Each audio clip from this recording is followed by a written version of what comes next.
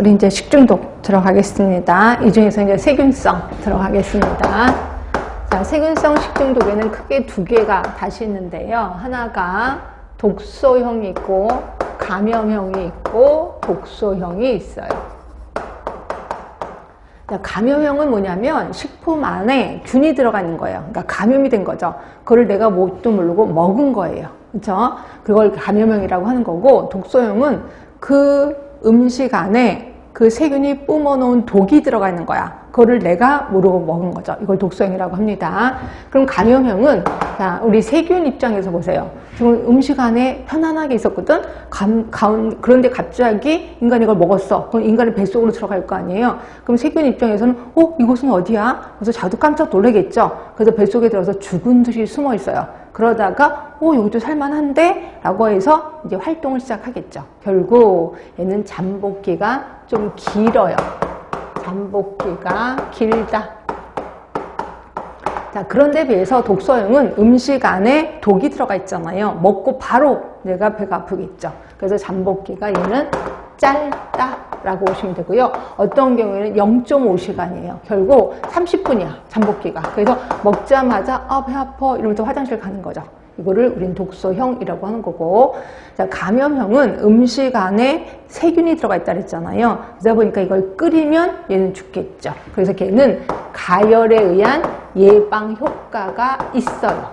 예방이 있습니다. 그렇죠? 그런데 비해서 독소형은 음식 안에 독이 들어있잖아. 끓여도 없어지지 않아요. 그래서 얘는 가열에 의한 예방 효과가 없다라고 보시면 돼. 그럼 어떻게 하면 되는데, 냉장고에 보관을 해야 되겠구나 라고 보시면 될 것 같고요. 얘는 이제 냉장 보관이 효과가 되겠을 거예요. 자, 그 다음에 감염형의 대표적인 아이가 이제 살모넬라예요. 살모넬라. 나중에 배우실 겁니다. 자, 그런데 혹시 식중독의 전형적인 증상, 뭐가 있을까요? 식중독 전형적인 증상, 설사, 그쵸? 복통 일어나겠지. 또는 구토도 일어날 겁니다. 오심, 구토 일어날 겁니다. 혹시 열이 있을까요? 없을까요? 열 있겠지. 위아래로 쌓아 제끼다 보니까 열이 있겠구나. 근데 고열은 아니고 미열이겠구나 라고 느끼실 거예요. 대부분의 우리 식중독의 증상, 어떤 친구들은 두드러기도 나요. 근데 그거는 두드러기를 일으키는 식중독균이 따로 있습니다. 그래서 대부분의 식중독은 이런 증상이 일어날 거예요. 그런데 여기에 고열이 있는 식중독이 있어요. 그게 살모넬라예요. 고열입니다. 그래서 막 설사하면서 열이 올라. 그럼 나는 살모넬라에 걸렸구나 라고 보시면 될 것 같고요. 그래서 제가 그랬죠. 삶았으니까 고열이다. 이렇게 외우라고 얘기했었습니다.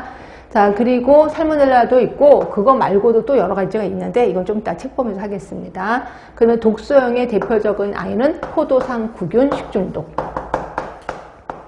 그래서 포도상구균 하면은 대표적인 독소형이고, 그러니까 얘네들의 살모넬라하고 독소형은 워낙 대표되는 아이들이니까 외워야 되겠다라는 느낌을 좀 알고 계시면 될 것 같아요. 이렇게 해서 두 개 한번 구분해 봤고, 이 중에서 이제 살모넬라부터 먼저 들어갈까 합니다. 일단 여기까지 책을 먼저 볼게요. 761쪽에 보시면 세균성 식중독, 감염형이 있고 독성이 있다 얘기를 했고요. 감염형은 체내에서 생성된 다량의 균에 의해서 발생되는 거고, 얘는 균체 내에 독이 들어가 있는 거죠. 그래서 그 균을 내가 먹어서 걸리게 되는 거고, 잠복기 좀 길다라고 표현했고, 가열에 의한 예방 효과 있습니다. 그렇죠? 자, 그리고 종류는 살모넬라, 얘가 대표적인 거다. 나머지는 무시할까요? 죄송해, 나머지도 알고 계셔야 돼. 호염균 식중독, 일명 장염 비브리오라고 하는 거고요. 얘네 둘은 좀 알고 계세요. 나머지 병원성 대장균 또는 장구균 식중독은 얘가 감염형이구나, 이것만 알고 계시면 될 것 같고, 자, 독소형입니다. 자, 세균 증가 시 발생한 체외 독소. 그쵸. 균이 내뿜은 독이라 그랬잖아. 그러니까 이거를 균체 외 독소라고 하는구나. 잠복기 짧다라고 얘기를 했고요. 가열에 의한 예방 효과 없다라고도 표현했고, 대표되는 아이 포도상구균 식중독. 또 하나 대표되는 아이 보툴리누스. 얘네 둘은 좀 알고 계세요. 그리고 웰치균은 독소형에 속한다. 이것만 알고 계시면 될 것 같아요. 자, 이 중에서 감염형 밑에 보세요. 식품에서 미리 증식한 균이 식품과 함께 섭취되어 그 다음에 소정에서 더욱 증식한 후에 증상을 일으킨다. 그런 것 같아요. 자, 대표되는 아이 살모넬라. 자, 살모넬라 하면은 원인 균을 보유한 각종 육류, 유류, 두부. 고기 종류네. 고기 종류, 두부 종류, 두부 이런 것들의 음식을 섭취한 후에 이제 걸리게 되는 거죠. 자, 잠복기 보세요. 길지요? 평균 24시간입니다. 증상 거기 보세요. 고열 있잖아요. 40도까지 올라가네. 그쵸? 그럼 이걸 살모넬라라고 하는구나. 자, 뒤로 가시면 예방이 60도씨에서 20분간만 가열해도 균을 사멸하게 된다라고 되어 있는 거고요. 그 다음에 도축장 위생관리는 정기 검진하고 어쩌고저쩌고 써 있습니다. 예, 이해되실 거고.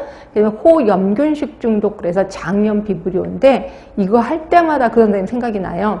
제가 알고 있는 제가 보험교사로 있을 때 그 체육 선생님이 있었어요. 근데 그 체육 선생님 배구 대표 선수였나 그랬을 거예요. 얼굴도 되게 잘생기고 키도 엄청 커갖고 저희가 막 많은 여학생들한테 인기가 있었던 체육 선생이고 머리도 펌을 했어요. 그래서 되게 멋있었던 그런 선생님이 있었는데 이 선생님이 이제 주말만 되면 이렇게 그 낚시를 갔었었나 봐요. 그래서 이제 혼자 낚시를 가서 이제 하는데 그날따라 그렇게 고기가 안 잡히더래요. 그래서 너무 심심하다 이러고 있는데 어떤 할머니가 그 새우를, 살아있는 새우를 사라고 그러더래요. 그러니까 보니까 약간 작은 새우도 아니고 큰 새우, 대하가 이제 막 크게 막 펄떡펄떡 뛰더래요. 너무너무 먹고 싶어서 이걸 이제 한 장내를 샀대요. 먹고 싶어서. 그래서 그 자리에서 그걸 껍질 탁 까갖고 그냥 초고추장 찍어 먹었대요. 근데 되게 많이 사갖고 한 나머지 3마리가 좀 남았더래요. 그래서 이걸 이제 얼음에 잘 쟁여갖고 나중에 먹어야지. 그래서 이제 낚시를 계속해서 했나 봐. 근데 계속해서 했는데도 물고기가 안 잡히더래. 그래서 할 수 없이 오늘 그냥 집에 가야 되겠다. 그래서 이제 바로 차를 타고 이제 오는 길에 너무 배고프더래요. 차는 막히고. 그래서 아까 그 한 3마리 정도 남았잖아요. 그걸 좀 먹어야 되겠다. 그래서 그거를 이제 차 안에서 또 먹었나 봐요. 그게 이제 산 거죠. 그게 상해갖고 그 다음에 이제 밤새 설사를 했나 봐요.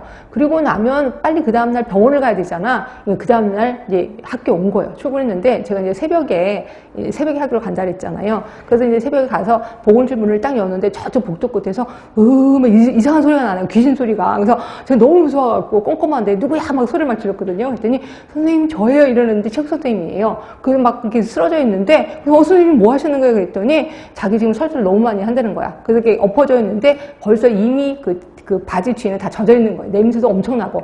그래갖고 제가 할 수 없이 119를 부르고 제가 119를 부르지 못할 수가 없는 게 워낙 등치가 크니까 이렇게 부축도 안 되는 거예요. 그래서 할 수 없이 119를 불러갖고 갔는데 중환자실까지 갔습니다. 너무 설사를 많이 해서 탈수가 너무 심해서. 근데 목숨을 살긴 살았었는데 하여튼 고생 엄청 많이 한 게 그거. 그래서 제가 이 호염균식 중독하면 굉장히 끔찍하다는 생각. 왜냐면 설사가 그냥 줄줄줄줄 나온대요. 멈출 수가 없다. 그 얘기를 하더라고요.